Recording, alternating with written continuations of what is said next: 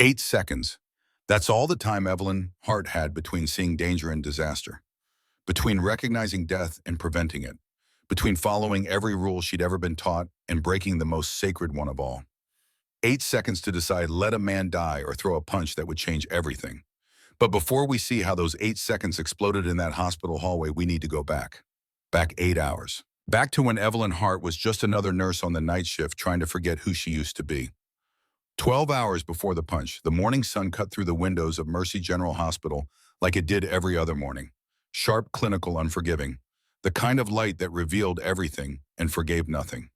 Evelyn Hart stood at the nurse's station on the maternity wing's fourth floor, her hands steady as she updated patient charts on the computer. 42 years old, dark hair pulled back in a practical bun scrubs that had seen better days, but were always clean.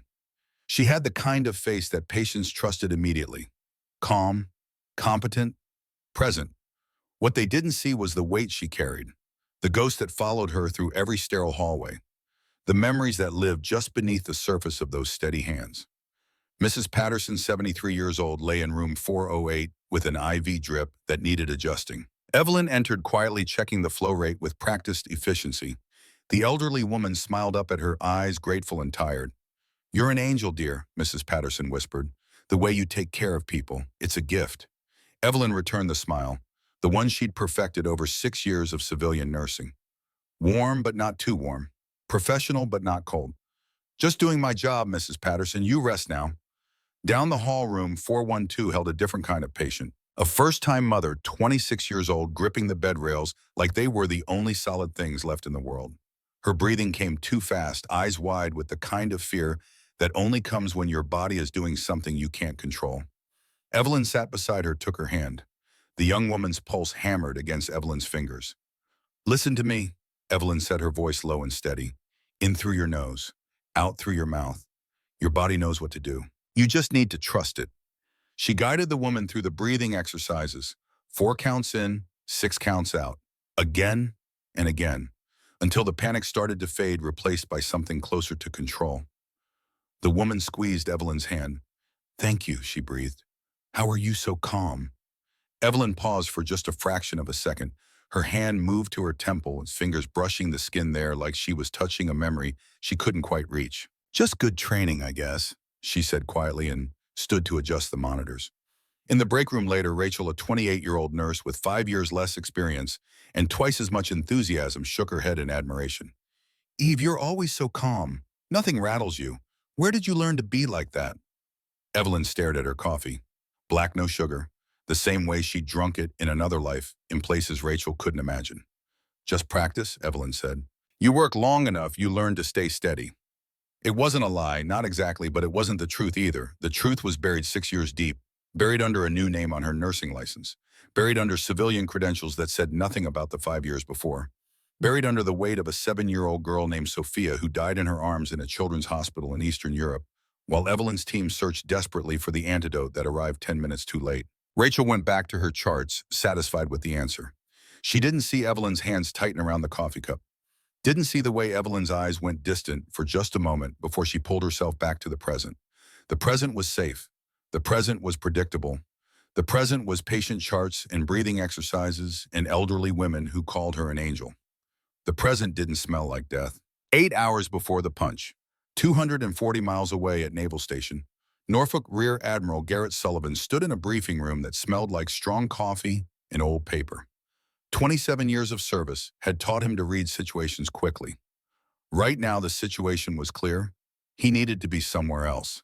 The commanders around the conference table were discussing logistics for next quarter's deployments, supply chain management, personnel rotations, the kind of strategic planning that Sullivan had built his career on, the kind of work that had earned him his rank, his respect, and the quiet knowledge that he'd sacrificed everything personal for something he believed was greater. But his mind wasn't in the briefing room anymore. His hand kept drifting to his pocket, where his phone sat on silent. Waiting, the way he'd been waiting for 10 years. 10 years of trying. 10 years of fertility treatments and doctor's appointments, and hope that built up month after month, only to crash down again. 3 miscarriages that had nearly broken Claire, his wife of 15 years. Nights where Sullivan held her while she cried, asking God why everyone else seemed to get the one thing they wanted most. They'd prayed. They'd waited. They'd almost given up. And then 6 months ago, the miracle happened. Claire was 42 years old. Sullivan was 50. Against every odd, against every cautious prediction from every doctor they'd seen, the test came back positive. Pregnant. Sullivan had made her a promise that day, standing in their kitchen with the positive test in his shaking hands. I'll be there when this baby comes. No matter what. No deployment, no mission, no duty will keep me from being there when our child is born.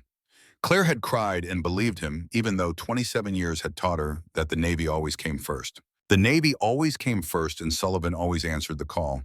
But not today. The phone buzzed in his pocket. The commanders kept talking. Supply chains, personnel rotations. Next quarter. Sullivan pulled out his phone. Claire's name lit up the screen. Voice message. His heart stopped for just a second, the way it always did when she called unexpectedly, the way it had stopped 3 times before when the calls brought news that the pregnancy hadn't held, that the heartbeat was gone, that they'd have to try again. But this time was different. He could feel it. Sullivan pressed play. Claire's voice came through shaky with emotion and something else. Pain, anticipation, joy mixed with fear. Garrett, the doctor says it's time. The baby's coming. I need you here. Please, please don't miss this. 27 years of military discipline. 27 years of staying composed under enemy fire. 27 years of leading men through impossible situations. All of it cracked in that single moment. Sullivan's hands started shaking. He stood up from the table. The other officers looked at him, confused, concerned. Gentlemen, he said, his voice barely steady, my wife is in labor. I have to go. He didn't wait for permission. He didn't wait for dismissal. He just walked out, already pulling his keys from his pocket, already moving faster than protocol allowed. In 27 years, he'd missed everything. The small moments, the big moments. The moments that define a family. His father's funeral. He'd been in the Persian Gulf. His sister's wedding. He'd been in briefings he couldn't leave. His nephew's high school graduation. He'd been overseas somewhere, classified, doing something he still couldn't talk about. But not this. Never this. Sullivan drove toward the hospital with his heart pounding harder than it had in any combat situation. This wasn't fear. This was something bigger. This was 10 years of answered prayers finally becoming real. He stopped at a small flower shop just closing for the evening, bought every pink and white rose they had left. The woman behind the counter smiled at him with that knowing look people give to nervous fathers. He got back in his car and rehearsed what he'd say to his daughter. Yes, his daughter. They'd found out 3 weeks ago. A girl. Grace Hope Sullivan. Hope because that's what she represented. Hope that had almost died but refused to stay buried. Sullivan's hands gripped the steering wheel as the hospital came into view. He could feel it. This overwhelming sense that his entire life had been leading to this moment. All the sacrifice. All the missed moments, all the choices that had cost him so much. They were about to mean something different. Tonight he wasn't Rear Admiral Sullivan. He wasn't a commander or a strategist or a leader of men. Tonight he was just Garrett, just a father about to meet his miracle. He parked, grabbed the flowers, walked through those hospital doors with hope radiating from every step. The receptionist gave him directions to the maternity wing with that same knowing smile. 4th floor, room 418. Sullivan walked faster. His phone buzzed again. Claire, where are you, since? He texted back with shaking thumbs. 2 minutes away, I love you. Sullivan turned the corner into the maternity wing hallway, his heart so full he thought it might burst. He was thinking about what Grace's face would look like, whether she'd have Claire's eyes or his stubborn chin, what her first cry would sound like, whether he'd cry too. He probably would. What Garrett Sullivan didn't know was that inside those hospital walls, a man who hated him was waiting with murder in his heart, 6 hours before the punch doctor. Nathaniel Bridger sat alone in his corner office on the hospital's 5th floor, methodically applying a clear gel to the palm of his right hand. The substance was odorless, colorless, completely invisible to the naked eye. Behind him, certificates lined the walls, medical degrees from Johns Hopkins, awards for excellence in healthcare administration, photos of him shaking hands with senators and philanthropists, the respectable facade of a healer. But in his hands, death waited with clinical precision. Bridger was 48 years old. He'd spent the last 8 years climbing the ladder of hospital administration, targeting positions near military installations. When the CEO position at Mercy General opened just 15 miles from Naval Station Norfolk, he'd applied with a resume that was overqualified and a motivation that was pure. They hired him within a month. He'd been planning this moment for 8 years. planning it with the same methodical precision he'd once used to save lives. Every detail mapped out, every variable accounted for, every risk calculated and minimized. 8 years ago, Nathaniel Bridger's life had been different. He'd been chief of surgery at a hospital in Baltimore, respected, successful. He had a brother named Lucas, an older brother who'd made some bad choices but was trying to turn his life around. Lucas had gotten involved with the wrong people, a man named Silas Kane who ran weapons to terrorist organizations. Lucas was just a logistics coordinator, moving money and his equipment. He wasn't a killer. He wasn't even a criminal by nature. He was just a man who'd made a terrible decision and couldn't find his way back. When Rear Admiral Garrett Sullivan's team moved in on Kane's organization, the operation turned violent. Kane was killed resisting arrest. Lucas was caught in the legal crossfire. The evidence was overwhelming. Lucas Bridger was sentenced to 15 years in federal prison. Nathaniel had sat in that courtroom the day his brother was sentenced, watching his family's name destroyed in a matter of hours. Their mother suffered a stroke 2 weeks later from the stress and shame. She never fully recovered. The family business collapsed under the weight of scandal. Friends disappeared. Colleagues distanced themselves. And across that courtroom, Nathaniel locked eyes with Rear Admiral Garrett Sullivan, the man who'd led the operation. The man who'd given the orders that tore his world apart. Sullivan didn't even remember him. Why would he? Nathaniel was just another face in the gallery, another casualty of justice served. But Nathaniel remembered, and in that moment, something cold and patient settled into his chest. Revenge wasn't a fire that burned hot. It was ice that formed slowly, layer by layer, year after year. Nathaniel spent the next 8 years building his plan. He climbed the ranks of hospital administration, always moving closer to Sullivan's world. He researched obsessively, learned Sullivan's routines, his career, his family. And when he discovered that Sullivan's wife was pregnant after years of infertility, Nathaniel knew exactly when to strike. He ordered the poison from dark web suppliers who asked no questions. He tested it on lab rats in his home basement, perfecting the dosage. Enough to kill within minutes. Impossible to detect without specialized equipment that Mercy General didn't have. His journal entry from that week was chilling in its simplicity.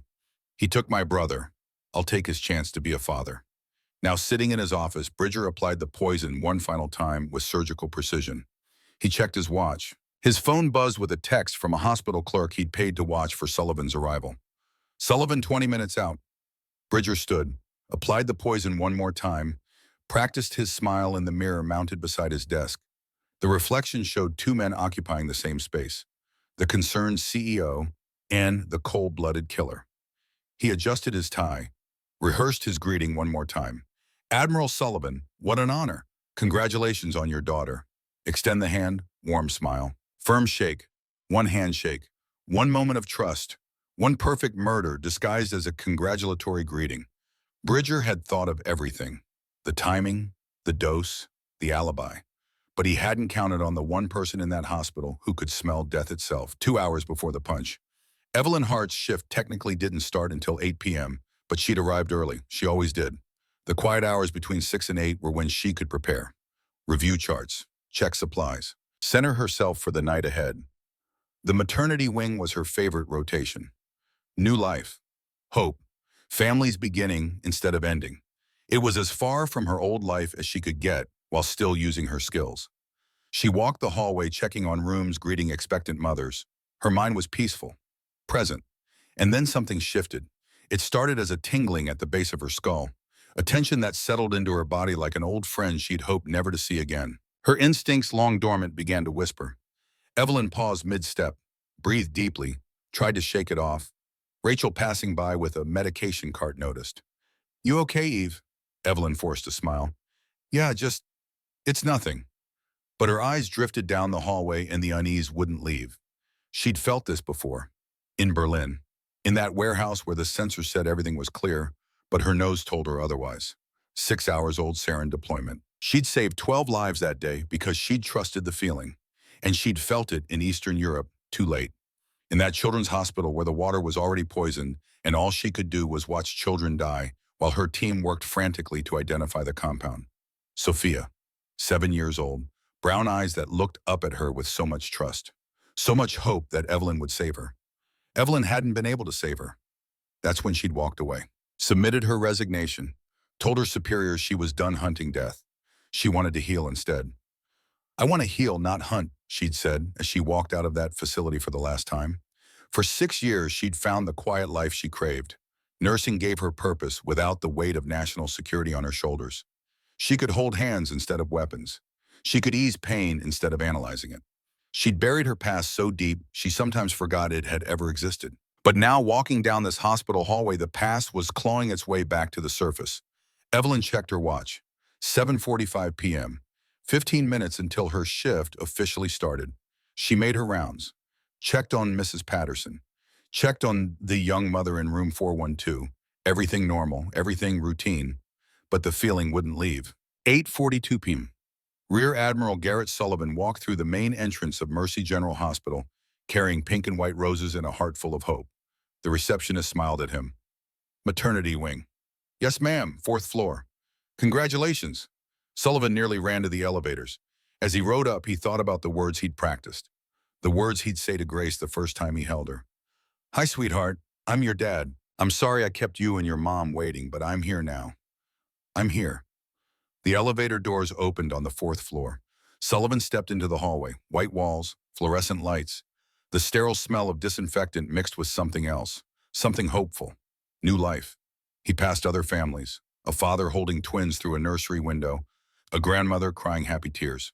A young couple practicing breathing techniques in a waiting area. Sullivan smiled at all of them, part of this universal moment of bringing new life into the world. His phone rang. Claire, how are you feeling?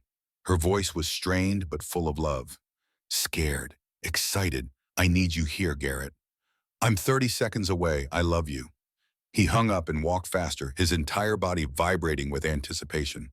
He turned the corner into the main maternity wing hallway, and that's when he saw him. Dr. Nathaniel Bridger, the hospital CEO, standing in the middle of the hallway. Clipboard in hand, professional smile on his face, looking like he belonged there. Sullivan didn't recognize him. Why would he? They'd never met. Bridger was just another administrator, another face in the hospital hierarchy. Admiral Sullivan, Bridger called out, his voice warm and friendly. What an honor. Congratulations on your daughter. Sullivan smiled. Of course, the CEO would know. Word traveled fast in hospitals. He adjusted the flowers in his left hand and started to extend his right. Bridger was already moving forward, his own right hand extended. Two men, two hands, moving toward each other through the air. Neither of them saw the woman at the end of the hallway. 8:45 p.m. Evelyn Hart had been walking toward the nurse's station when it hit her, a sense so faint that most people would never notice it. But Evelyn wasn't most people. Metallic, organic, wrong. Her pupils dilated involuntarily. Her breathing pattern changed without conscious thought. 6 years of peace shattered in an instant as her training roared back to life. She stepped into the main hallway, her nose lifting, slightly isolating the compounds. Organophosphate base. No. Synthetic compound. Definitely synthetic. Absorption-based delivery system. Contact poison. Lethal dose. Her eyes scanned the corridor and locked onto two men, one walking with flowers and joy, the other standing still with a clipboard and a smile that didn't reach his eyes. Evelyn's mind shifted into rapid assessment mode, the kind of instantaneous analysis that had saved her team in Berlin. 50 feet away, too far to shout and be heard in time, too far to explain. Even if she screamed, "Stop, right now," the handshake would complete before anyone processed her words. Only one option remained, the most violent option, the only option. Her instructor's voice echoed in her memory. You'll have seconds, not minutes. Trust your instincts. Evelyn's body moved before her conscious mind finished the calculation. She launched forward, legs pumping, heart hammering, 20 feet, 15 feet, 10 feet. She could see the poison on Bridger's palm now. Not visually, but she knew it was there. Could smell its molecular signature growing stronger with every step. The two hands were 5 inches apart. 4 inches. 3 inches. Evelyn Hart had been many things in her life. Intelligence operative, toxin specialist, daughter, friend, nurse. But in this moment, she was something else entirely. She was a woman with 8 seconds to decide, and she decided. 8:47 p.m., 0 seconds. Time collapsed. The hallway, the fluorescent lights, the sterile white walls, everything shrank down to those two hands closing the final distance. Evelyn was 5 feet away. Not enough time. 4 feet. Still not enough. 3 feet. The hands were 2 inches apart. Evelyn Hart threw a punch. Her fist connected with Admiral Garrett Sullivan's jaw with brutal, shocking force. The sound of impact echoed down the hallway. Flesh on bone, undeniable and violent. Sullivan staggered backward, his shoulder hitting the wall, his hand flying up to his face in confusion and pain. The flowers scattered across the floor, pink and white petals against white tile. And Evelyn Hart screamed, "Contamination poison! Don't touch him! Don't touch the COO!" Her voice was raw, desperate, louder than she'd ever screamed in her life. Bridger's face transformed in 3 seconds. Shock first, eyes wide, mouth open. Then fury, jaw clenching, eyes narrowing. Then fear, pure animal fear as he realized what was happening. Security alarms began blaring throughout the hospital, the kind of alarms that meant something had gone catastrophically wrong. Marines from Sullivan's security detail came running from both directions, hands reaching for weapons they weren't carrying in a civilian hospital. Training overriding confusion. Doctors and nurses flooded into the hallway from every room, drawn by the screaming and the sound of violence. 2 security guards tackled Evelyn to the ground. Her body hit the floor hard, but she kept screaming even with a knee in her back. "Test his hand. The CEO, test his palm for poison. Please, you have to test him." Sullivan was on the floor now, one hand on his jaw, the other braced against the wall. His eyes were wild with confusion. "What the hell is happening?" he shouted, looking between Evelyn and Bridger, trying to make sense of a world that had exploded into chaos in the span of 5 seconds. A Marine lieutenant grabbed Bridger by the arm, his grip iron hard. "Sir, I need you to stay exactly where you are." Bridger jerked his arm, indignant and desperate. "Get your hands off me. I'm the CEO of this hospital. She's insane. She just assaulted an admiral." Someone was shouting into a phone. "Hazmat team to the 4th floor. Possible contamination." Evelyn was in handcuffs now, her face pressed against the cold hospital floor, tears streaming down her cheeks. But she wouldn't stop. His right palm, test his right palm, contact poison, synthetic compound, lethal dose, please. Bridger tried to wipe his hand on his coat. The Marine lieutenant caught his wrist mid-motion. "Sir, don't move. Nobody moves until we know what's happening here." The hospital administrator came running down the hallway, his face red, his tie askew. "Someone explain this. Now, what is going on in my hospital?" Sullivan pulled himself to his feet, still holding his jaw where Evelyn had hit him. He looked at her, this nurse he'd never met, now handcuffed and crying on the floor, still screaming about poison. He looked at Bridger, the hospital CEO, standing rigid with a Marine's hand on his arm, and he looked at his own hand, the one that had been reaching out to shake Bridger's hand just seconds ago. Everything had happened so fast, too fast to process, too fast to understand. The hazmat team arrived within minutes, their footsteps heavy in the silence that had fallen over the hallway. Men and women in full protective gear moved with practiced efficiency, carrying field testing equipment. One of them approached Bridger. "Sir, I need to swab your right palm." Bridger jerked backward. "This is absurd. I demand you release me. I'll sue this hospital. I'll sue every one of you. She assaulted an admiral. She's clearly mentally unstable." But the Marine's grip didn't loosen, and the hazmat technician moved forward anyway, carefully swabbing Bridger's palm while he protested. They set up the field test kit on a portable table someone had wheeled into the hallway. Chemical reagents, test strips, portable analyzers. Another technician examined Sullivan, swabbing his hand, checking for any transfer of the substance. Nothing. Evelyn had stopped the handshake in time. Evelyn remained on the floor in handcuffs, watching every movement with intense focus, her breathing still ragged from exertion and adrenaline. The security chief stood over her, his face a mixture of concern and suspicion. "Ma'am," he said quietly, "you'd better hope you're right about this." The hazmat technician called out, 90 seconds for preliminary results. Everyone stay where you are." Those 90 seconds stretched like hours. The hallway had filled with people. Medical staff, security, Marines, curious onlookers kept at a distance. But everyone had gone silent, waiting, watching. The only sounds were the soft beeping of the testing equipment and Bridger's labored breathing. The hospital administrator finally broke the silence, stepping forward to where Evelyn sat restrained on the floor. "Who are you?" he demanded. "Why would a nurse know about poison? Why would you even think to look for it?" Evelyn's voice shook, but she met his eyes. "My name is Evelyn Hart.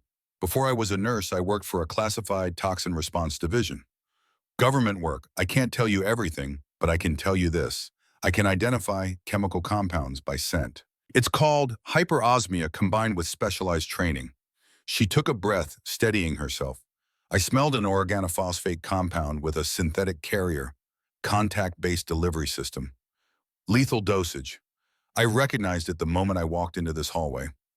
Sullivan, still sitting against the wall, holding his jaw, stared at her with wide eyes. You, you saved my life. Evelyn's face crumpled slightly. I didn't want to hit you, sir. I had no choice. I'm so sorry. There was no time to explain. The Marine lieutenant had his phone to his ear, speaking in low tones to someone on the other end. After a moment, he looked up, his expression shifting from skepticism to surprise. Sir, he said to Sullivan, her story checks out. Department of Defense confirms her background. Toxin Response Division, honorable discharge 6 years ago. She's telling the truth. The tension in the hallway shifted instantly. Faces that had been looking at Evelyn with suspicion now showed confusion, concern, and dawning realization. If she was telling the truth about her background, was she telling the truth about the poison? The hazmat technician examining the test strip suddenly went very still. His face changed. Oh my God, he whispered. Everyone turned to look at him. We have a positive result, he said, his voice louder now, carrying down the hallway. Unknown synthetic compound, highly toxic. This substance would have been lethal on contact. The collective gasp that went through the hallway was audible. Every face processed the information at different speeds. Sullivan's expression transformed from confusion to shock to profound realization. This woman had actually saved his life. Evelyn's face showed pure relief, tears streaming freely now as the weight of what could have happened crashed over her. And Bridger, his face drained of all color, turning an ashen gray as his world collapsed around him. The hospital administrator's voice was shaking. Call the police, call the FBI, lock this hospital down. Nobody leaves this floor. Marines immediately surrounded Bridger, their postures shifting from restraint to something far more serious. The security chief knelt down and removed Evelyn's handcuffs with hands that trembled slightly. Ma'am, he said quietly, I apologize. Bridger made his move then, sudden and desperate.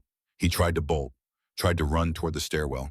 He made it barely 3 steps before 2 Marines tackled him to the ground. He hit the floor hard, and something inside him seemed to break. Not his body, his control. You don't understand, he screamed from the floor, his voice raw with 8 years of suppressed rage. He killed my family. He destroyed everything I had. Sullivan struggled to his feet, bewildered. What? I don't even know you. Patrick Kane, Bridger screamed as Marines hauled him upright. Lucas Bridger, you sent my brother to prison. You killed my cousin. You destroyed my mother. You took everything from me. The connection clicked in Sullivan's mind, his face showing recognition. The Kane operation. 8 years ago. You're related to them. Bridger was breaking down completely now, tears mixing with rage on his face. He was all I had. My brother was all I had. And you took him from me. You took him and you didn't even remember. You didn't even know who I was. Police sirens were wailing in the distance, growing closer. Federal agents would arrive soon, but Bridger kept talking, the confession pouring out of him like poison from a wound. I waited 8 years. 8 years. I planned every detail. It was perfect. It was justice. He turned his head to glare at Evelyn with pure hatred. And she ruined everything. Evelyn stood now, free from the handcuffs, but still shaking. She looked at Bridger, at this man who'd spent 8 years planning murder, who'd turned grief into hatred and hatred into something monstrous. Justice, she said quietly. You were going to kill an innocent man on the night his daughter was born. That's not justice, that's just more pain. Sullivan was staring at Evelyn, really seeing her now, this woman who'd thrown a punch that saved his life. Thank you, he said, his voice breaking. Thank you. Down the hall from room 418, a baby started crying. Grace Hope Sullivan, born into a world that almost lost her father before she ever knew him. Sullivan looked toward the sound, then back at Evelyn. I have to. My wife. Go, Evelyn said. Go meet your daughter. Sullivan ran, and Evelyn Hart stood in that hallway surrounded by Marines and security, and the chaos she'd created, and let herself feel it. The weight of what she'd just done. The weight of what she'd just prevented. 8 seconds. That's all it took to change everything. The hazmat technician's words still hung in the air like smoke after an explosion. Unknown synthetic compound, highly toxic, lethal on contact. Federal agents arrived within the hour, their dark suits and earpieces a stark contrast to the white hospital walls. They moved with the kind of practiced efficiency that comes from years of investigating people who think they're smarter than everyone else. Dr. Nathaniel Bridger was read his rights in that same hallway where he'd planned to commit murder. His hands were cuffed behind his back. His expensive suit was wrinkled from being tackled to the ground. His face was empty now. All the rage burned out, leaving only ash. As they led him away, he looked back at Evelyn one final time. Not with hatred anymore, with something worse. Recognition. The recognition that she was exactly like him.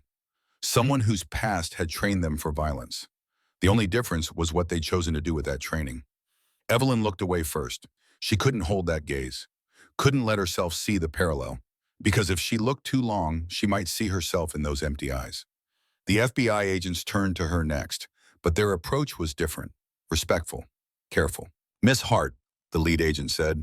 Special Agent Marcus Webb, according to his badge. 50-something gray at the temples, the kind of face that had seen too much and somehow stayed kind anyway.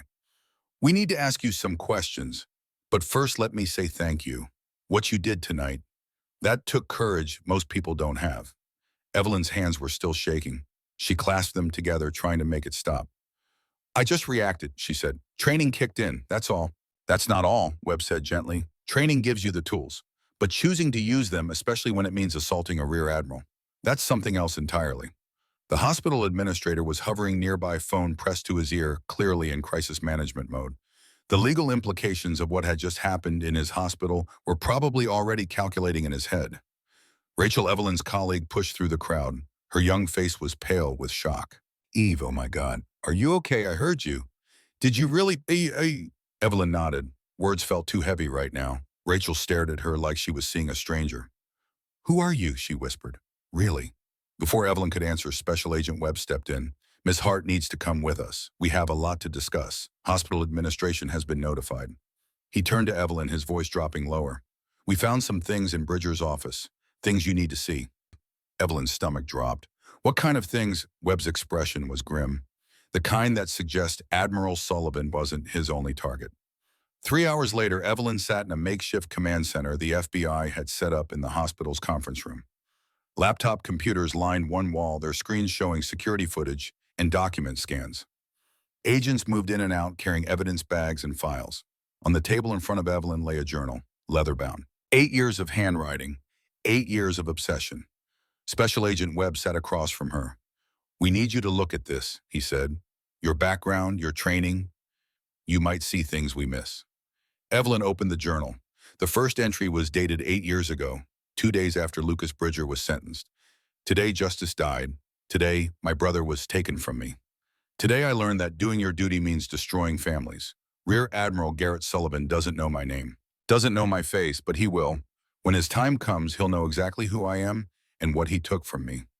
The pages that followed were meticulous, obsessive, photographs of Sullivan leaving the naval base, schedules tracked over months, details about his wife Claire, notes about their fertility struggles. Evelyn felt sick reading it. This wasn't just revenge. This was psychological torture extended over years. Bridger had studied Sullivan's pain, learned his vulnerabilities, waited for the perfect moment to strike. And then 6 months ago, the tone changed. Claire Sullivan is pregnant. After 10 years, after 3 miscarriages, after all hope seemed lost, she's pregnant. Garrett Sullivan is going to be a father. And I'm going to take that from him the way he took my family from me. The entries after that detailed the poison acquisition, chemical formulas written in precise notation, diagrams showing molecular structures, test results from lab animals. Evelyn's professional training kicked in. She recognized the compound immediately. This is military grade, she said quietly. Modified VX derivative, contact absorption rapid onset. He designed it to bypass standard toxicology screens. Webb nodded. We figured that much, but here's what concerns us. He flipped to the back of the journal, 3 more pages, 3 more names. Commander Joshua Mitchell. He was Sullivan's second in command during the Kane operation. Federal prosecutor Sarah Goldman. She handled Lucas Bridger's case. Lieutenant Colonel David Reeves. He provided the intelligence that led to the raid. Each name had a page. Each page had research, schedules, photographs, vulnerability assessments. Bridger wasn't going to stop, Webb said. Sullivan was just first on the list. Evelyn's hands tightened on the journal. How far along was he with the others? Early planning stages. Nothing as developed as the Sullivan operation. But give him another 6 months, another year. Webb trailed off. The implication was clear. Evelyn closed the journal, unable to look at it anymore. How many lives? She whispered. Counting Sullivan, potentially 4. And those are just the ones we know about.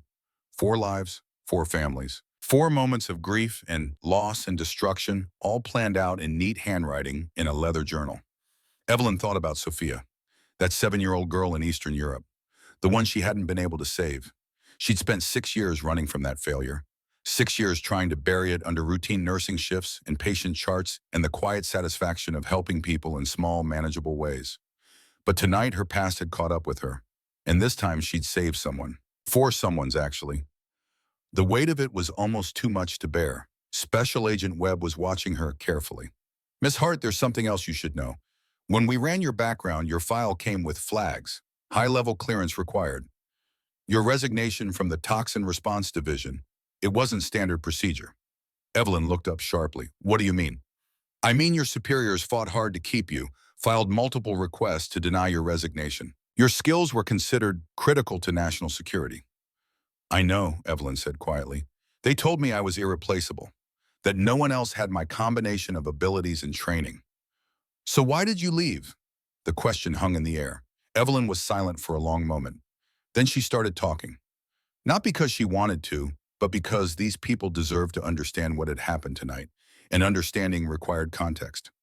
6 years ago, I was deployed to Eastern Europe. Intelligence suggested a planned chemical attack on civilian targets.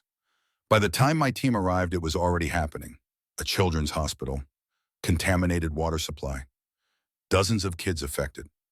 Her voice was steady, clinical, the way she'd been trained to deliver reports.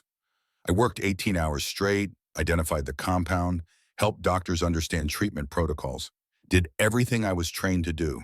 She paused. But I couldn't save them all. There was a girl, 7 years old, name was Sophia, brown hair, brown eyes. She was holding a stuffed rabbit when they brought her in. Evelyn's voice cracked slightly. I held her in the final moments, told her she was going to be okay, told her the medicine was working, told her lies because the truth was too terrible for a 7-year-old to hear. The room was completely silent now. Every agent had stopped working. Everyone was listening. She died in my arms, and I realized something. All my skills, all my training, all my irreplaceable abilities, they were useless when it mattered most. I was so busy hunting the next threat that I couldn't stop the current one in time. Evelyn looked at Special Agent Webb. 2 weeks later, I submitted my resignation, told them I wanted to heal people, not hunt death. I wanted to hold hands instead of weapons. I wanted to prevent pain instead of analyzing it after the fact. She took a shaky breath. I thought if I walked away, if I became just a regular nurse in a regular hospital, I could leave that feeling behind, that helplessness, that failure. But tonight, Webb prompted gently. Tonight I realized something. I didn't leave it behind. I integrated it. The hunting and the healing, they're not opposites. They're the same thing approached from different angles. I used my hunting skills to heal, to prevent, to save. She looked down at her hands. The hands that had thrown a punch at a rear admiral, the hands that had held Sophia as she died. Sophia taught me what failure feels like. And tonight, Admiral Sullivan taught me what success feels like. They're both terrible in their own way, but I'd rather carry the weight of success than live with more failure. The silence stretched. Finally, Webb spoke. Miss Hart, what you did tonight goes beyond normal protocol. You assaulted a senior military officer on the basis of scent detection alone. No visual confirmation, no secondary verification, just your training and your instincts. Evelyn's stomach clenched. Here it came. The consequences, the investigation into whether her actions were justified or whether she'd committed assault based on a hunch. But Webb surprised her. Every agent in this room wishes they had your courage, your conviction, your willingness to trust your training even when everyone else would think you're crazy. He slid a business card across the table. The Toxin Response Division still has your file flagged. They'd take you back tomorrow if you were willing. But I'm guessing that's not what you want. Evelyn shook her head. No, I left that life for a reason. I understand, but Miss Hart, what happened tonight, it's going to change things. For you, for this hospital, potentially for healthcare security nationwide, you're going to have options, opportunities. People are going to want to learn from what you did. Before Evelyn could respond, there was a knock on the conference room door. Rear Admiral Garrett Sullivan stood in the doorway. His jaw was bruised where Evelyn had hit him. His uniform jacket was off, his shirt sleeves rolled up. He looked exhausted, but his eyes were bright with something that looked like joy. "Miss Hart," he said, "may I speak with you?" Evelyn stood. Her legs felt unsteady. Special Agent Webb gestured toward a smaller office off to the side. "Take your time. We'll be here when you're ready." Evelyn followed Sullivan into the office. He closed the door behind them. For a moment, neither of them spoke. Then Sullivan said very quietly, "You saved my life." "I know," Evelyn said. "I'm sorry I had to hit you." "Don't apologize, ever. You did what needed to be done." He touched his jaw gingerly. "You've got a hell of a right hook, by the way." Despite everything, Evelyn almost smiled. "Combat training. They taught us that if you're going to hit someone, make it count." Sullivan nodded. "Well, it counted. My jaw's going to remind me of this night 4 weeks."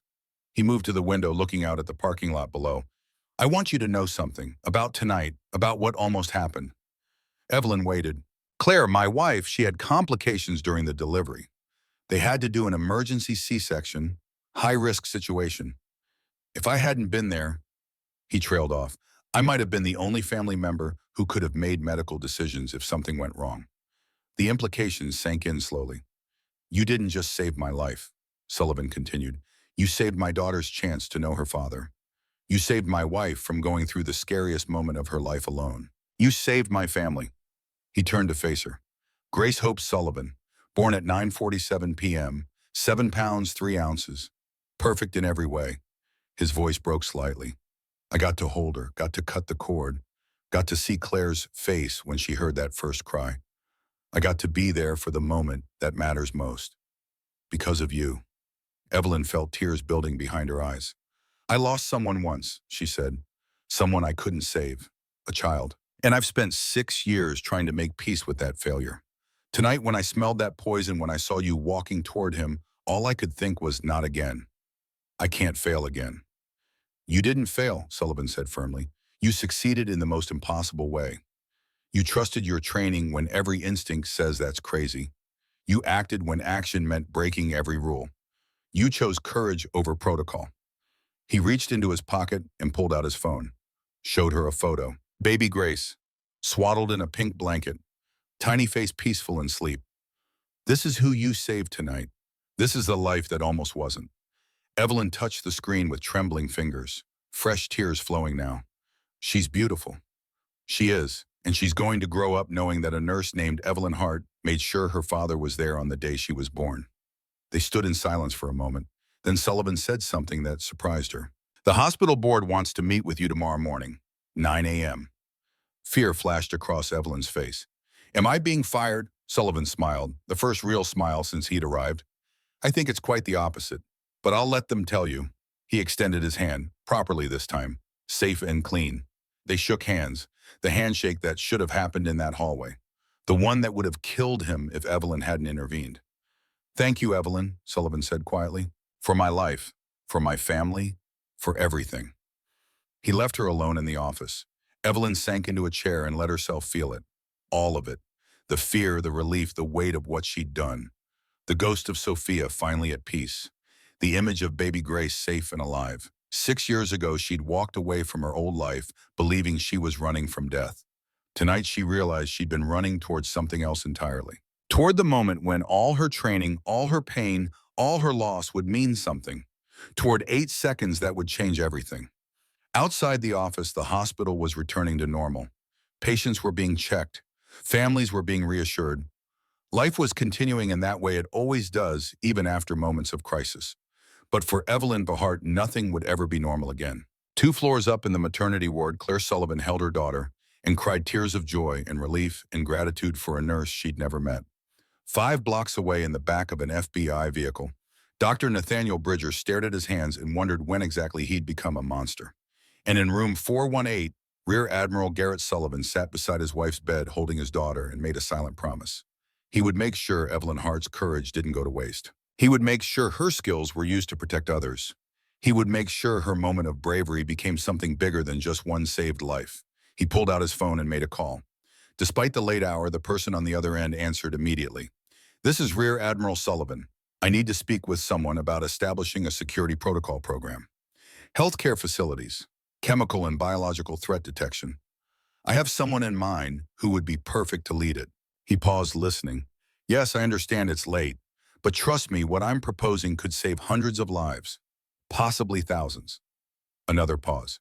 Her name is Evelyn Hart, and she just prevented a murder in a hospital hallway using nothing but her nose and her courage. I think the Pentagon needs to hear this story. The conversation continued. Plans were made, wheels were set in motion. And in that small office, Evelyn Hart sat alone with her thoughts, unaware that her life was about to change in ways she couldn't imagine. The hardest part was over. She'd made the choice. She'd thrown the punch. She'd saved the life. Now came the next chapter.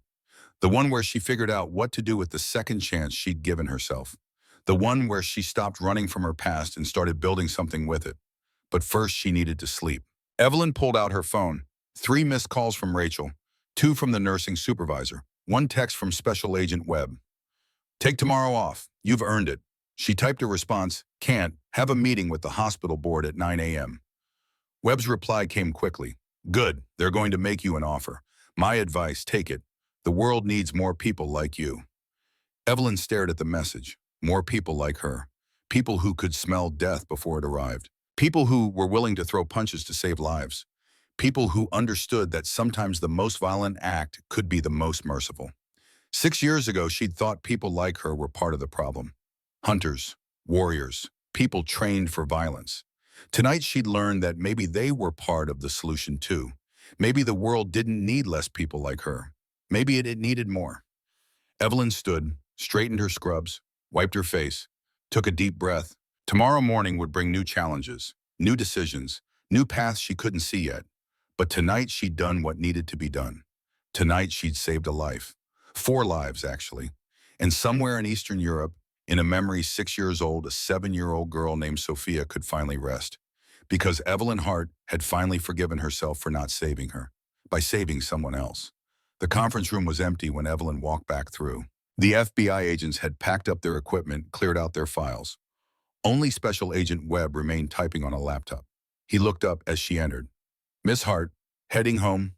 Yes, long day. Webb smiled. That's an understatement. But before you go, I wanted to tell you something. We're going to need you to testify when this goes to trial. Bridger's lawyers will argue that there was no poison, that you assaulted an admiral based on nothing but a hunch. I understand.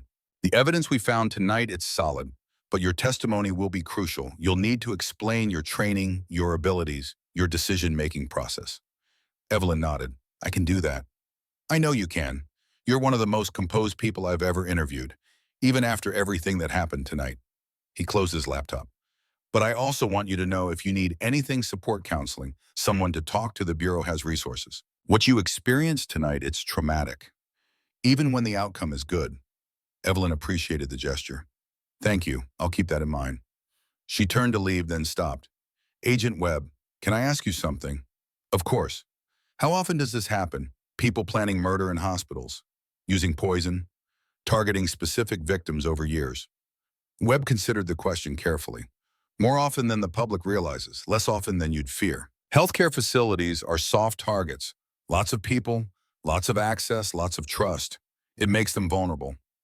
And most hospitals aren't prepared for this kind of threat. No, they're not. They have metal detectors and security guards and cameras. But chemical threats, biological weapons, most places are blind to it. Evelyn felt something clicking into place. They need people who can see those threats, people trained to recognize them. Yes, they do. Their eyes met. That's what the board wants to talk about tomorrow, isn't it? They want to create a position, security, threat assessment. Webb smiled. I can neither confirm nor deny, but if I were you, I'd go into that meeting with an open mind and maybe some ideas about what a comprehensive hospital security program should look like. He stood, offered his hand. It's been an honor, Miss Hart. What you did tonight, it matters. Don't ever let anyone tell you otherwise. They shook hands. And Evelyn Hart walked out of Mercy General Hospital at 2:30 in the morning into a world that looked exactly the same, but felt completely different. She'd come to work thinking it would be just another shift, just another night of patient care and routine nursing tasks. Instead, she'd thrown a punch that saved a life, exposed a serial killer in the making, and reopened a door to a past she'd thought was closed forever. The drive home was quiet, empty roads, streetlights casting long shadows. Her mind replaying the night's events on loop. the smell of poison, the sprint down the hallway, the feel of her fist connecting with Sullivan's jaw, the look on Bridger's face when he realized his plan had failed. And Grace. Beautiful baby Grace, who would grow up never knowing how close she'd come to losing her father before they had even met. Evelyn pulled into her apartment complex, parked, sat in her car for a moment. Tomorrow would bring answers. The hospital board meeting. Whatever offer they were going to make. New choices, new paths. But tonight she just needed to process what had happened. She climbed the stairs to her third-floor apartment, unlocked the door, stepped inside. The apartment was small but clean. Minimal furniture, a few photos on the wall, no clutter. She'd learned to live light after leaving the toxin response division. Fewer possessions meant fewer attachments, meant less to lose. But as she looked around now, it felt empty rather than minimal, lonely rather than light.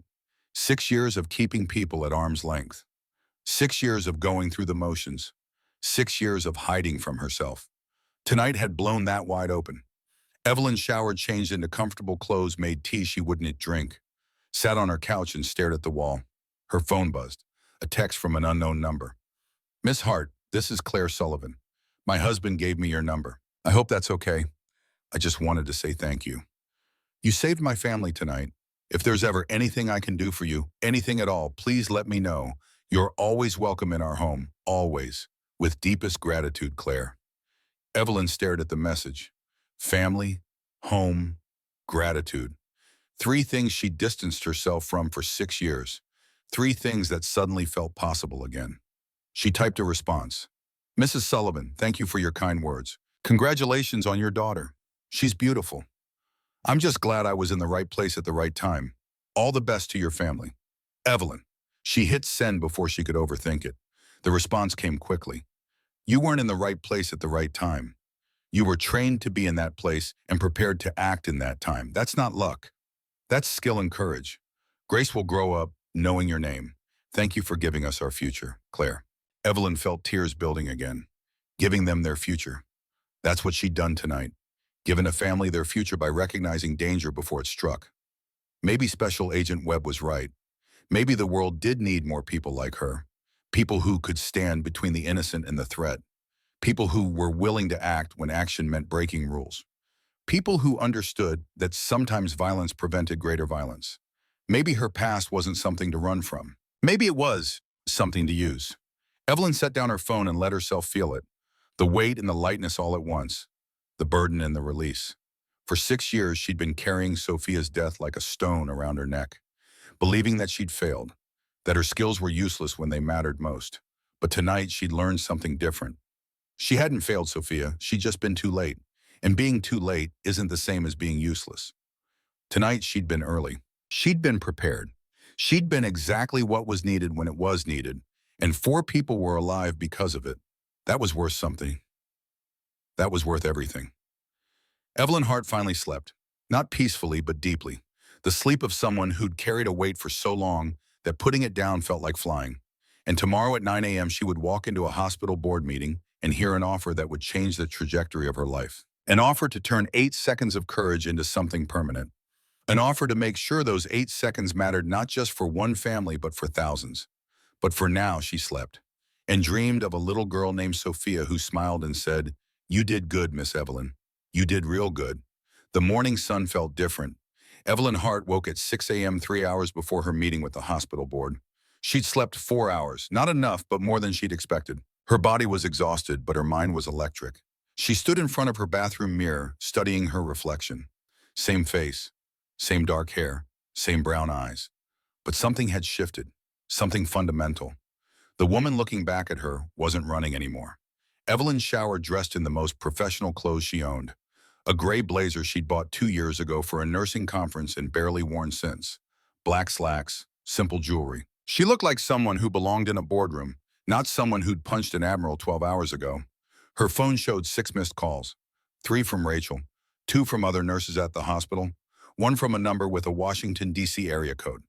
She listened to the D.C. voicemail first. "Miss Hart, this is Colonel Raymond Hayes, Pentagon Office of Healthcare Security.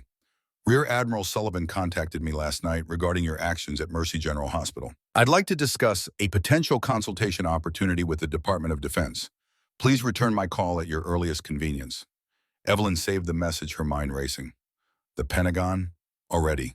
Sullivan hadn't wasted time. At 8:30, Evelyn pulled into the Mercy General parking lot, the same lot where she'd parked hundreds of times before. But today felt different. Today she wasn't arriving as just another nurse on the night shift. Today she was arriving as the woman who'd saved a Rear Admiral's life by throwing a punch based on nothing but scent detection and training. The hospital looked normal from the outside. Morning shift arriving, visitors coming and going, ambulances in the bay. Life continuing the way it always did. But Evelyn knew the truth. Last night had changed everything. For her, for this hospital, for everyone who worked here. She walked through the main entrance. The security guard at the desk, a man named Marcus, who she'd exchanged pleasantries with for 6 years, stared at her with new eyes. "Miss Hart," he said, his voice filled with something between awe and confusion. "I heard what you did last night. News travels fast. Are you kidding? Everyone's talking about it. The nurse who stopped a CEO from poisoning an admiral. It's like something out of a movie." Evelyn managed a small smile. It wasn't quite that dramatic. "Ma'am, with all due respect, you punched a Rear Admiral in front of a dozen witnesses. That's pretty damn dramatic." She couldn't argue with that. The elevator ride to the administrative floor felt longer than usual. Evelyn watched the numbers climb. Second floor, third floor, fourth floor where it had all happened. Fifth floor where Bridger's office sat empty, now sealed off by federal investigators. Sixth floor, administration. The doors opened. Margaret Foster, the hospital board chair, was waiting. 60-something, steel-gray hair, the kind of presence that commanded respect without demanding it. "Miss Hart," she said, extending her hand, "thank you for coming." They shook hands. Foster's grip was firm. "The board is assembled. Before we go in, I want you to know something. What happened last night, it's raised questions. Serious questions about our security protocols, our preparedness for unconventional threats, and our responsibility to our patients and staff." Evelyn nodded, unsure where this was going. "But it's also shown us something we didn't know we were missing. Someone with your skills, your training, your instincts. We've been operating with a blind spot for years. You made us see it." Foster gestured toward the conference room. "Whatever happens in there, know that you have my respect and my gratitude." The conference room was large, wood-paneled, with a long table where 8 board members sat. Evelyn recognized a few faces. The CFO, the chief of medicine, the hospital's legal counsel, who looked particularly uncomfortable. Margaret Foster took her seat at the head of the table. "Miss Hart, please sit." Evelyn sat, her hands folded in her lap to keep them from shaking. Foster spoke first. "Miss Hart, last night you committed an act of violence on hospital property. You struck Rear Admiral Garrett Sullivan, a decorated military officer, without warning or explanation. You created a scene that resulted in federal law enforcement being called to this facility. You exposed our CEO as a would-be murderer and potentially destroyed the reputation of this institution." Evelyn's heart sank. This was it. She was being fired, possibly facing charges. But Foster wasn't finished. "You also prevented a murder. You exposed catastrophic security failures that could have resulted in multiple deaths over the coming months. You saved the life of a decorated officer on the night his daughter was born. And you demonstrated capabilities that this hospital, and frankly most hospitals in this country, desperately need, but don't currently have." Foster leaned forward. "We're not here to reprimand you, Miss Hart. We're here to offer you a position." The room seemed to tilt slightly. "What?" The chief of medicine, Dr. Thomas Garrett, spoke next. "Miss Hart, Rear Admiral Sullivan contacted us at 3 a.m. this morning. He outlined a proposal for a comprehensive security program focused on chemical and biological threat detection. He suggested you as the ideal person to develop and lead this program." He slid a folder across the table. "We've drafted a position description, Director of Safety and Threat Assessment. You would have authority over hospital-wide security protocols, implementation of chemical and biological screening systems, and training programs for all staff. The position would include a substantial salary increase and the resources necessary to build the program from the ground up." Evelyn opened the folder. Her hands were shaking again. Director of Safety and Threat Assessment. The words seemed surreal. "This position was proposed and partially funded by Admiral Sullivan," Foster added. "He's committed $500,000 of personal funds to establish what he's calling the Hart Protocol, a security framework that could be replicated at military and civilian hospitals nationwide." Evelyn looked up sharply. "The Hart Protocol, named after you, in recognition of what you did last night and what you can do moving forward." The legal counsel, a thin man named Harrison, who always looked worried, cleared his throat. Miss Hart, I need to be clear about the legal implications. What you did last night, while ultimately justified, was technically assault. We've been in communication with the Admiral's legal team and the FBI. Admiral Sullivan has declined to press charges and has in fact provided a sworn statement supporting your actions. The FBI has classified your intervention as defense of others. You're not facing any legal consequences. He paused. But this position would require you to make similar judgment calls in the future, calls that might put you at legal risk. The hospital would provide legal protection and liability coverage, but you need to understand what you're signing up for. Evelyn's mind was racing. A position, resources, authority to implement real change. The chance to use her skills to protect people instead of just treating them after the fact. It was everything she'd walked away from 6 years ago, repackaged in a way that didn't require her to hunt death. Instead, she'd be preventing it. But there was something else, something she needed to say. I have a condition, Evelyn said. The board members exchanged glances. What's that? Foster asked. I don't just train security staff. I train everyone. Nurses, doctors, janitors, maintenance workers, administrators. Everyone who works in this hospital who wants to learn. Because anyone can be the person who notices something wrong. Anyone can be the one who prevents disaster. Evelyn leaned forward, her voice gaining strength. Last night I was the right person in the right place. But what about next time? What about the hospitals, where there isn't someone with my background? We can't rely on luck. We need to create a culture where everyone is looking, everyone is aware, everyone knows what to do when they see a threat. Foster smiled, a real smile, warm and approving. You were hoping you'd say that. Dr. Garrett nodded. The position includes authority to develop comprehensive training programs. We want you to build something that lasts, something that outlives any single person. Evelyn looked at the folder again, at the position description, at the salary that was triple what she made as a nurse, at the opportunity to turn 8 seconds of action into something permanent. She thought about Sophia, about that children's hospital in Eastern Europe, about arriving too late and holding a dying child while her team scrambled for answers. She thought about Sullivan, about Grace Hope Sullivan, who would grow up knowing her father because Evelyn had arrived early enough this time.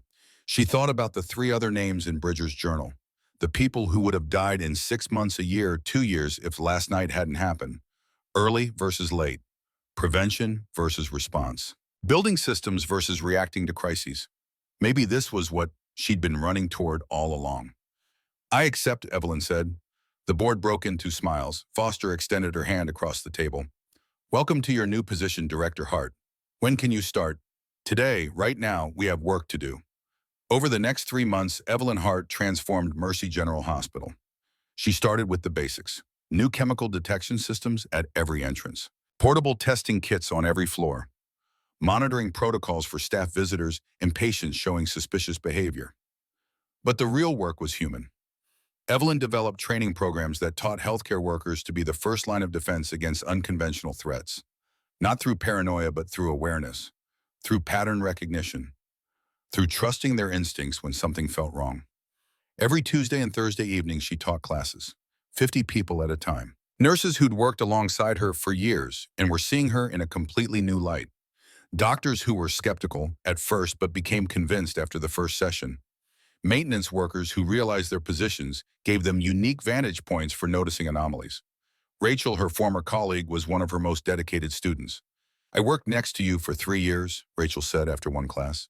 And I never knew. You were just Eve, the calm nurse who never got rattled. Now you're teaching us to see threats I didn't know existed. You always had the ability to see them, Evelyn replied. You just needed to know what to look for. The training wasn't just technical. Evelyn taught them to trust their instincts, to act when protocol said to wait, to understand that sometimes breaking rules was the only way to save lives. You'll face moments where you have to choose, she told each class, between following the rules and doing what's right, between waiting for authority and taking responsibility. Those moments are terrifying, but they're also when you'll discover what you're capable of. She told them about Eastern Europe, about the weight of being too late, but she was careful not to repeat the same details over and over. The story was there to teach, not to dwell. And she told them about Sullivan, about Grace, about the lightness of being early enough. The difference between those two outcomes wasn't luck. It was preparation meeting opportunity. It was years of training allowing me to recognize a threat in seconds. That's what I'm giving you, the preparation. So when your moment comes, you're ready. The results spoke for themselves. In the first 3 months, Mercy General intercepted 2 medication tampering attempts. A former employee with a grudge had been systematically contaminating IV bags in the pharmacy. A nurse trained by Evelyn noticed the subtle changes in his behavior and reported it before any patients were harmed. The second incident was more dramatic. A man entered the maternity wing carrying a concealed weapon, intent on confronting his estranged wife who'd just given birth. A security guard trained in Evelyn's behavioral recognition protocols identified the threat before the man reached his target. Police arrested him in the parking lot. 0 successful attacks. 0 lives lost to preventable violence. But something else happened during those 3 months. Something Evelyn hadn't expected. During a training session in Chicago, a man in the back row kept asking questions. Thoughtful questions. The kind that showed he understood not just the techniques, but the philosophy behind them. After class, he approached. "Miss Hart, I'm Thomas Wright, former Army medic, 2 tours in Iraq. Your story about Berlin, the warehouse with the sarin detection. I was there. Different unit, different mission. But I know that warehouse." Evelyn looked at him properly for the first time. Mid-30s, sandy brown hair, steady hands, eyes that had seen things. The kind of eyes that recognize similar experience in others. "You were in Berlin in 2019 EOD team. We were clearing the adjacent building when your unit called the evacuation. Saved our lives, too. We would have walked right into that contamination." There was a moment of recognition. Not romantic, just the acknowledgement of shared trauma, shared understanding. "Your training today," Thomas continued, "the way you talk about prevention versus response. That resonated. I've been working as a civilian nurse for 3 years now, Boston General, but I've been struggling with the transition, feeling like my military skills don't translate." "They translate," Evelyn said. "You just have to find the right application." "That's what I'm trying to do. Mind if I buy you coffee? I'd like to hear more about how you made that transition." Evelyn hesitated. 6 years of keeping people at arm's length that made her want to say no. But something about Thomas's direct honesty, his lack of pretense, made her reconsider. "Coffee sounds good. There's a place across the street." They talked for 2 hours. Thomas told her about Iraq, about the IEDs he'd disarmed, about the soldiers he'd saved and the ones he couldn't, about coming home and feeling like his hypervigilance was a liability instead of an asset. "I stayed too long," he said, "kept re-upping because I didn't know how to be anything else. By the time I got out, I was numb, couldn't feel anything except the adrenaline of defusing bombs." Evelyn understood that numbness. "You left because you were too late once," Thomas said, reading her correctly. "I stayed because I became too efficient at preventing death. Stopped seeing the people, just saw the threats.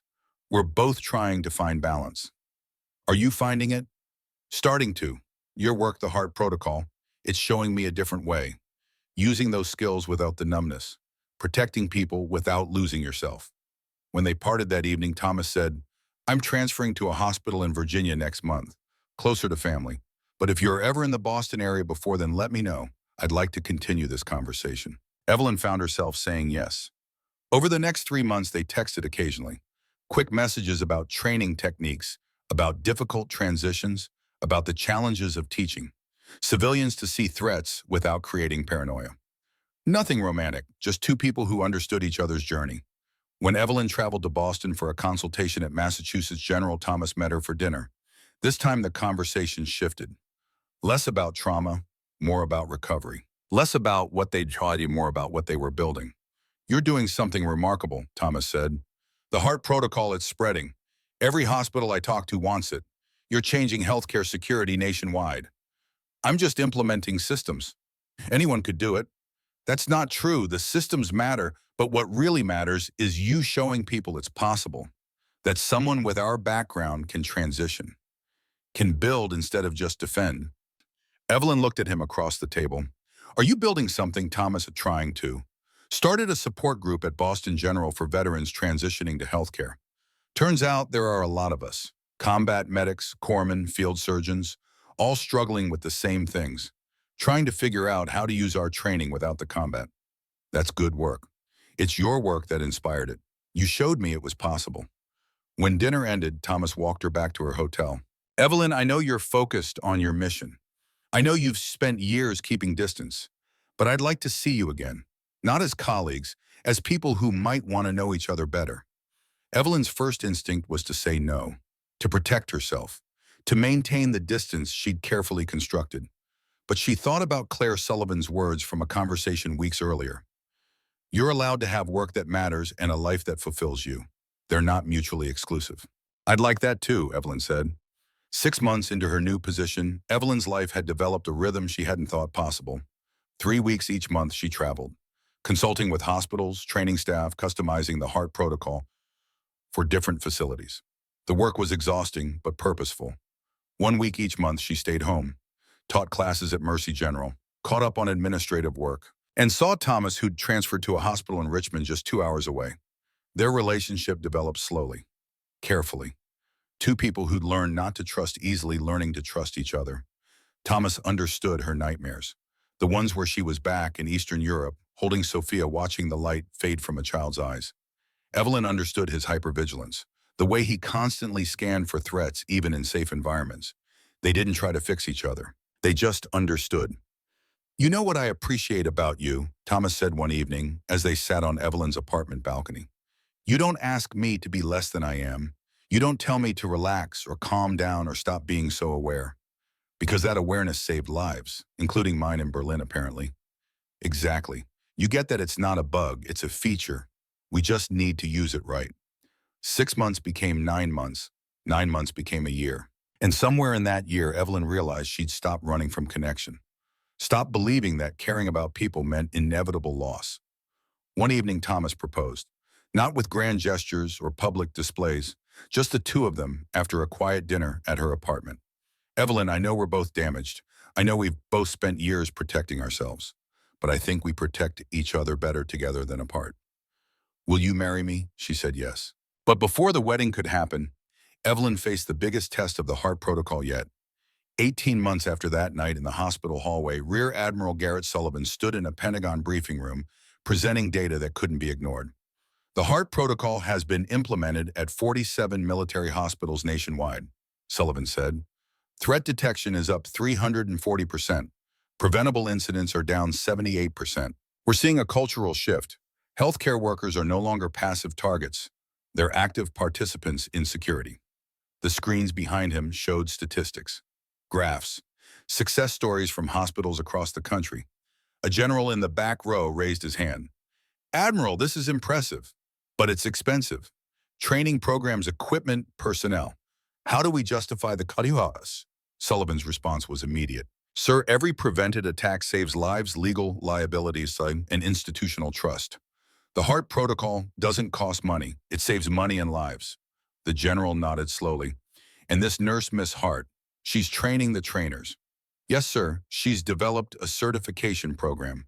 We're creating a national infrastructure that doesn't rely on any single person. Another officer spoke up. What about civilian hospitals? Sullivan smiled. Sir, we have a waiting list. Mayo Clinic, Johns Hopkins, Cleveland Clinic. Every major hospital system wants this program. The briefing continued for another hour. At the end, the decision was made. Full Pentagon funding for national implementation. Military and civilian hospitals. 5-year rollout plan. All because a nurse had thrown a punch. But that same week, something happened that would test whether the heart protocol truly worked without Evelyn. Evelyn was in Boston, 7 months pregnant with her and Thomas's first child, conducting a consultation at Boston General Hospital, where Thomas now worked as director of emergency services. The pregnancy had been unexpected, joyful, terrifying. She'd cut back her travel to 1 week per month, focusing on training trainers who could carry the work forward, building the infrastructure that would outlast her. On a Tuesday afternoon, while Evelyn was teaching a behavioral recognition class to 50 Boston General staff members, an alert came through. Suspicious individual. West Wing, 3rd floor, oncology ward. Evelyn's training had worked. A janitor had noticed someone who didn't belong. Wrong body language. Too focused on room numbers. Asking questions that didn't match a visitor profile. Security was alerted. Protocol was engaged. But then the situation escalated. The individual, a 28-year-old man named Derek Hastings, had been expelled from medical school 5 years earlier. He blamed the oncology department head, Dr. Patricia Morrison, for his dismissal. He'd spent 5 years planning revenge, and he'd brought a chemical weapon, homemade chlorine gas in a modified fire extinguisher, enough to kill everyone on the floor. Evelyn got the alert on her phone. Her training class was on the 2nd floor. The threat was one floor up. Every instinct said run toward it, assess, respond, take control. But she was 7 months pregnant. She couldn't run, couldn't physically intervene, couldn't put herself and her unborn child at risk. For the first time since building the heart protocol, Evelyn faced the possibility that she might be too late again, that all her systems might fail when it mattered most. Thomas appeared in the doorway, his face grim. "Eve, we have a situation. 3rd floor, chemical threat. They're evacuating, but the suspect is barricaded in the staff break room with the device." Evelyn's mind raced. "Who's on scene? Hospital security? Boston PD is 5 minutes out. Hazmat is 10 minutes. That's too long. If he deploys that device in an enclosed space, everyone in that wing dies." "I know, but Eve, you can't." "I know I can't go up there, but I can guide someone who can." Evelyn turned to her class, 50 healthcare workers who'd been learning the heart protocol for the past 6 hours. "Everything I taught you today, you're about to use it. Right now, this is not a drill." She pulled up the hospital floor plan on the projection screen. "Thomas, who's closest to that break room?" "Dr. Sarah Vance, emergency physician." She was in the nurse's station when the alert came. Evelyn pulled out her phone, called hospital security. "This is Director Hart. Patch me through to Dr. Vance, now." 30 seconds later, Sarah Vance's shaking voice came through. "Miss Hart, I'm here. I can see the door. He's inside." "What do I do?" Evelyn's voice became calm, authoritative, the voice of someone who'd faced threats before and knew how to think through fear. "Dr. Vance, I need you to listen very carefully. You've been trained for this. Your instincts are good. That's why you're still alive. Now I'm going to walk you through the next steps." "I'm scared. I know. Fear is normal. But you're not alone. I'm with you. Thomas is here. The entire protocol is designed for this moment. You can do this." For the next 8 minutes, Evelyn guided Dr. Vance through a negotiation with Derek Hastings. Not as a hostage negotiator, as someone who understood trauma and desperation and the moment when a person decides whether to destroy or create. Dr. Vance asked him about Dr. Morrison. "Ask him what happened 5 years ago," Sarah asked. Derek responded, his voice breaking, as he told the story of being expelled, of having his dreams destroyed, of 5 years of unemployment and shame. "Now tell him you're listening, that you hear him, that what happened to him was real and it mattered." Sarah did. "Ask him if killing Dr. Morrison will bring back those 5 years. Ask him if it will give him back his dreams." The answer was no. Of course it was no. "Tell him there's another way. Tell him you'll advocate for him. That his story deserves to be heard. But not like this, not with more destruction." 10 minutes after the crisis began, Derek Hastings surrendered. He handed over the chemical device, walked out with his hands up, collapsed crying as police arrested him. 0 casualties, 0 injuries, 0 lives lost. Because a janitor had noticed something wrong. Because security had followed protocol. Because Dr. Sarah Vance had trusted her training and listened to guidance. And because Evelyn Hart had built a system that worked even when she couldn't be there. Thomas found Evelyn sitting in a chair in the training room, tears streaming down her face. "Eve, you did it. You saved them." "I didn't do anything. I couldn't go up there. I couldn't stop him. I just talked." "You built the system. You trained the people. You created the culture where a janitor feels empowered to report a threat and a doctor feels capable of responding to it. That's what saved them." Evelyn looked at him. "For 6 years, I thought I had to be there. Had to be the one to act. Had to use my skills directly or they were worthless. And now I realize the real skill isn't stopping one threat. It's building something that stops 100 threats, 1,000 threats, long after I'm gone." That evening, Evelyn called Claire Sullivan. "Claire, I need to tell you something." "What's wrong? You sound shaken." Evelyn told her about Boston, about being 7 months pregnant and unable to physically respond, about guiding someone else through the crisis. "And I realized something. When I saved Garrett, I thought that was my moment, my 8 seconds. But I was wrong. That was just the beginning. The real moment is every time someone I train prevents a tragedy. Every time the protocol works without me. That's the legacy." Claire was quiet for a moment. "Eve, come to dinner this weekend. We want to celebrate with you. And Grace has been asking when Auntie Eve is going to have her baby. 2 months, if this little one cooperates." Grace is so excited. She's been practicing being a big girl so she can help with the baby. That weekend, Evelyn and Thomas sat in the Sullivan family living room and watched 2-year-old Grace demonstrate her gentle hands by carefully holding a baby doll. "See, Auntie Eve, gentle. I'll be gentle with your baby." Garrett and Claire watched from the kitchen. She talks about Eve constantly, Claire said. Wants to be just like her when she grows up. God help us if Grace decides to punch admirals, Garrett said with a smile. But his expression turned serious. You know that moment in Boston last week, when Eve guided Dr. Vance through that crisis while 7 months pregnant? That's when I knew we'd built something real. Something that lasts. 2 years after the punch, Evelyn sat in front of a Senate committee, 8 months postpartum, nursing-friendly blouse, carefully chosen answering questions about federal funding for the heart protocol. Senator Morrison, skeptical and aggressive, leaned forward. Miss Hart, you're asking us to approve $14 million for a program that originated from you assaulting a military officer. How do we justify that to taxpayers? Evelyn didn't flinch. Senator, I'm asking you to fund a program that has prevented over 100 documented attacks in 2 years, saved an estimated 300 lives, and created a security infrastructure that protects millions. But the cost of implementation is $14 million over 5 years. The cost of a single successful attack on a major hospital in lives lost and legal liability exceeds $200 million. We're not spending money, Senator. We're making an investment. And Senator Williams spoke up. Miss Hart, I've read the reports.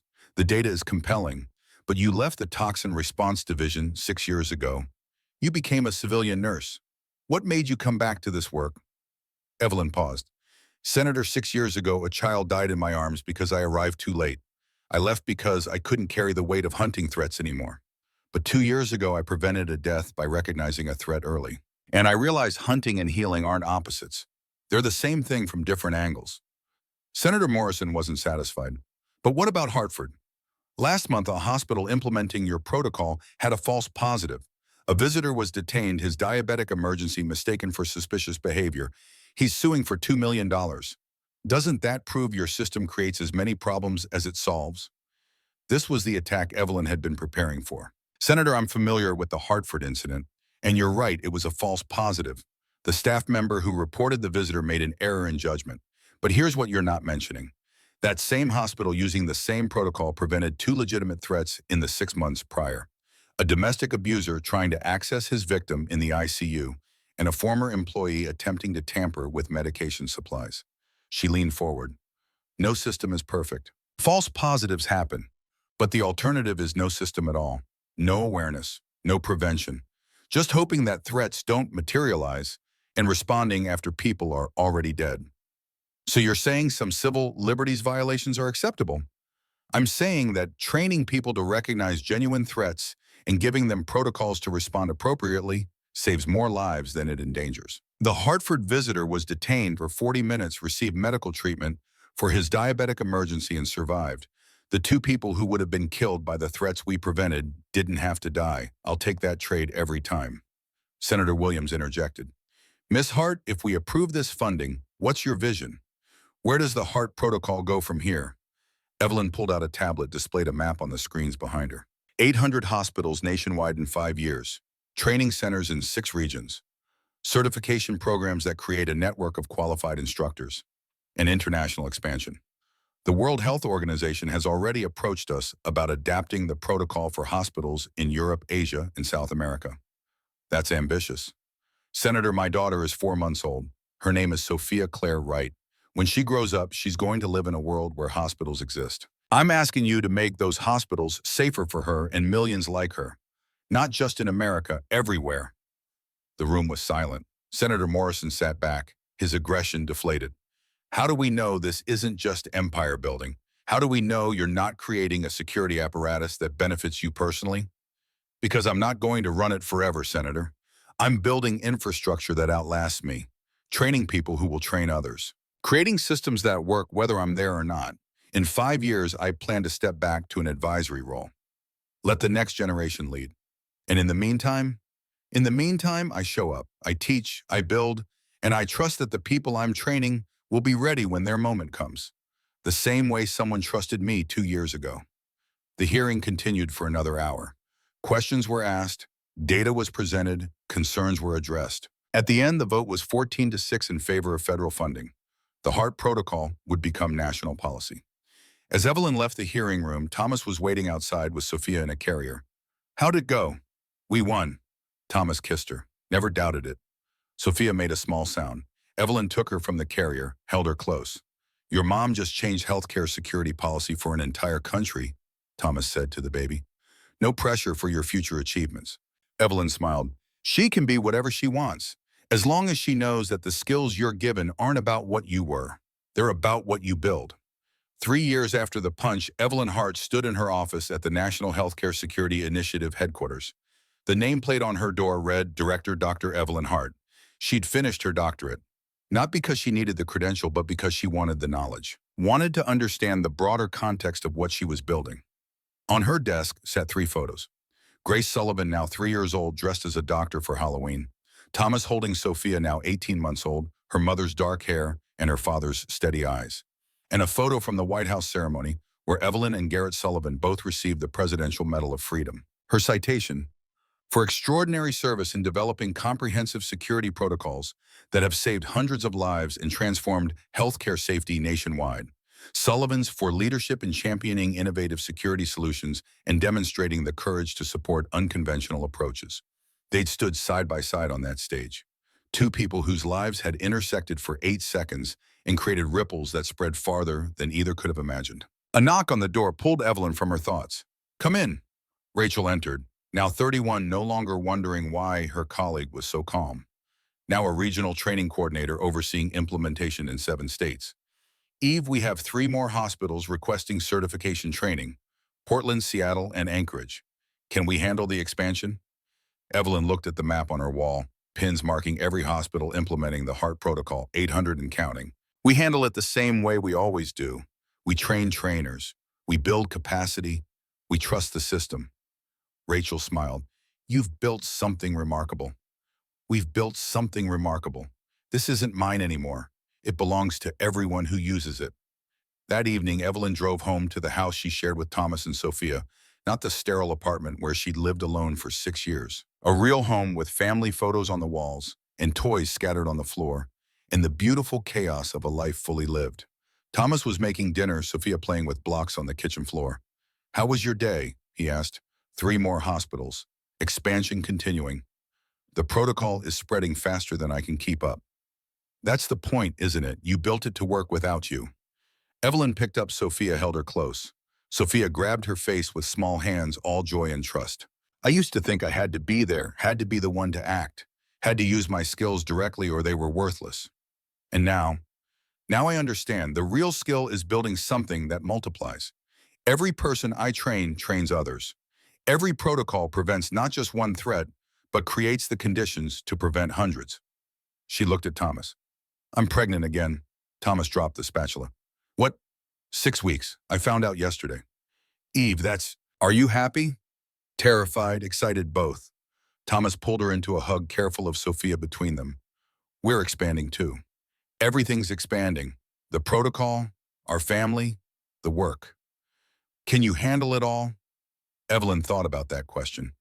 6 years ago, the answer would have been no. She would have chosen one. Work or family, safety or connection, prevention or presence. But she'd learned something in the past 3 years. You didn't have to choose. You could build systems at work and build a family at home. You could prevent tragedies and experience joy.